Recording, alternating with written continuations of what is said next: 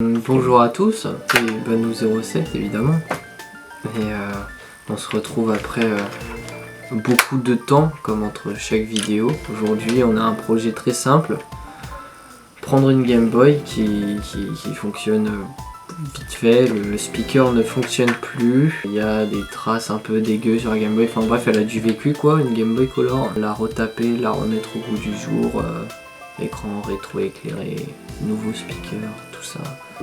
Lâcher des super likes. Et n'oubliez pas de vous abonner. Partagez à tous vos super copains. Et même ceux qui sont pas vos super copains. Même Hitler.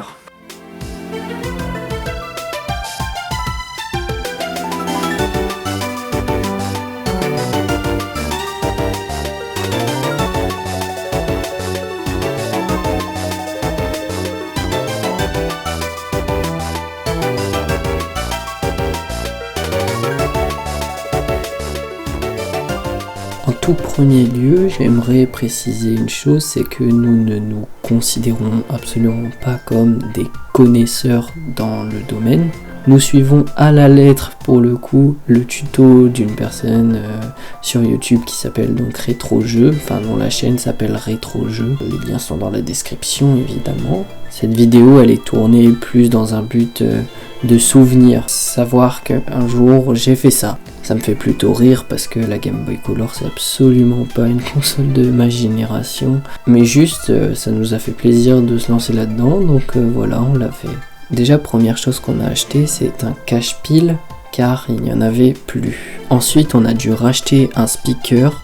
Vous tapez sur eBay speaker Game Boy Color, vous allez en trouver plein. J'avais aussi pas d'appareil pour souder les choses et j'avais pratiquement jamais fait de soudure, donc même si on n'a pas beaucoup, on s'est occupé d'aller chercher ça. Et on a dû acheter des bombes de peinture spéciales plastique pour être sûr que la peinture tienne.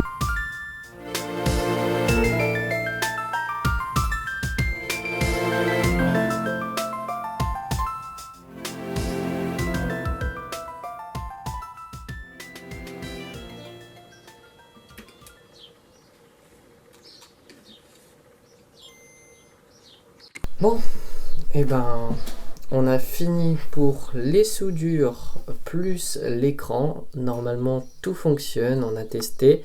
Donc maintenant il nous reste plus qu'à faire la peinture qui va s'étaler sur 2 jours puisqu'on a pour projet de faire une partie de la Game Boy en violet et une partie en jaune avec les boutons en blanc. Mais en tout cas voilà, on en est à là.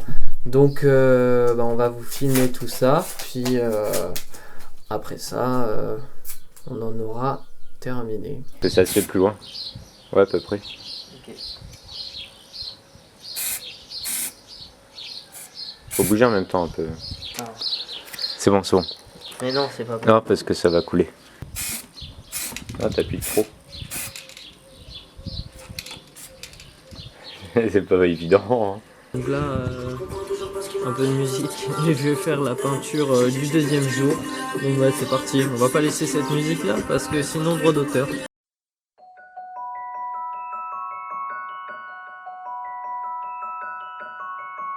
Donc on a dû acheter du scotch spécial pour justement pouvoir faire de la peinture avec, être sûr que ça ne le traverse pas ou que le scotch se décolle. On a pris voilà un scotch spécial pour par exemple cacher les parties qu'on ne voulait pas peindre, notamment le certificat d'authenticité derrière avec le numéro de modèle, etc.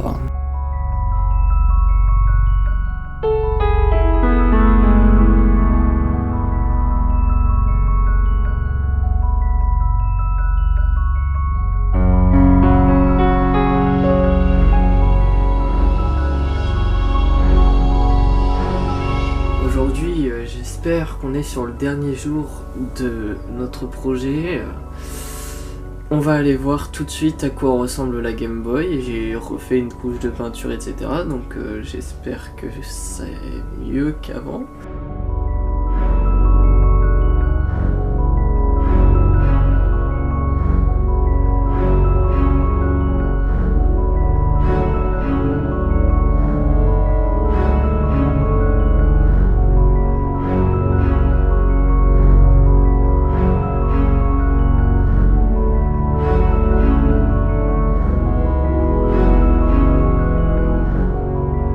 quelque chose que je ne montre pas forcément, c'est le fait de pouvoir régler la luminosité de l'écran rétroéclairé. Et ça c'est vraiment bien pour économiser les piles. Quand tu joues dans le noir, t'as pas besoin d'être à fond. Tu peux même le remettre en comme les écrans d'origine. C'est vraiment bien pensé et j'aime beaucoup l'accessoire.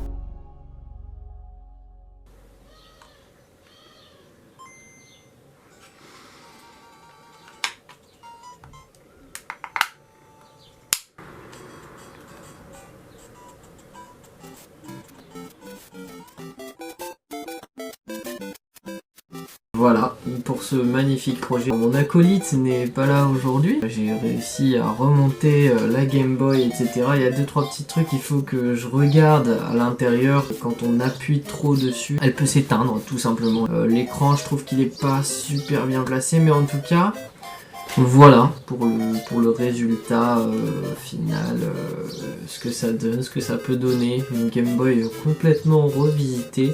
On rappelle, à la base, ça avait cette tête-là. Donc voilà, petit comparatif. Merde. Du coup, j'ai aussi fait une manette custom GameCube. Jaune, violet, vous avez compris, c'est mes couleurs préférées. Bon, abonnez-vous. Je suis désolé pour la qualité du micro, je le dis en fin de vidéo, parce que voilà.